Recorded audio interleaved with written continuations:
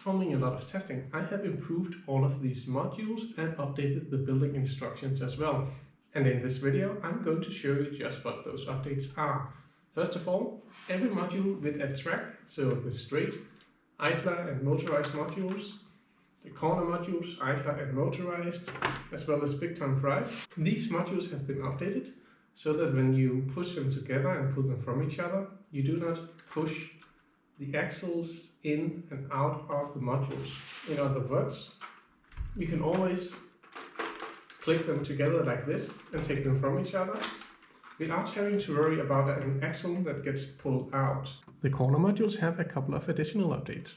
First and most importantly, we have a wedge here that I mentioned in another video, so that figures cannot get stuck in this position when they are being pushed from here. I have changed how the Technic lift arms and beams are here in the side, so that they are, instead of just having space for 7x16 gadgets, you can now also connect 7x8 gadgets, like what you see here. And finally, I've just added tiles here in the corner instead of just having studs, because then it looks nicer when you're adding gadgets that do not have studs.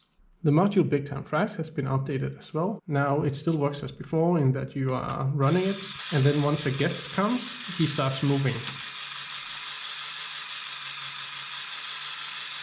A couple of other small updates is, of course, the cross axles. As I mentioned, made it so that the motor doesn't get its axles pulled out when I'm pushing this module together with another.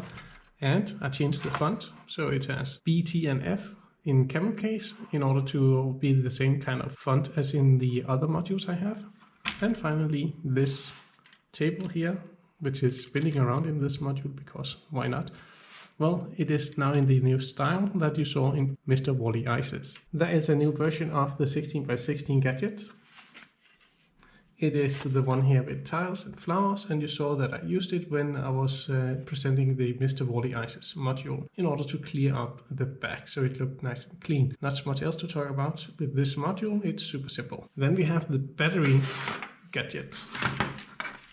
The old building instructions were for this module, and there are a couple of improvements of it in this. Of course, again, tiles and flowers on top. More importantly, we now have support from beneath the battery box. You can use either these or these to support it from below, depending on if it's standing on a module or a base plate or not. The biggest update to this gadget is, however, that we now also have a charging port. So yes, you can turn it on and off by pressing here, but more importantly, the charging port is below the flower here. So we open up and we can charge the module like this, without having to take it out of the moving minifig machine first. That concludes the updates from this round. I'm of course always looking out for other things that I can improve.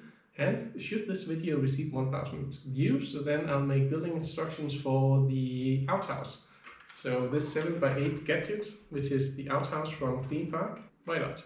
Building instructions for that should this video reach 1000 views. Take care, have fun, and I see you in the next video.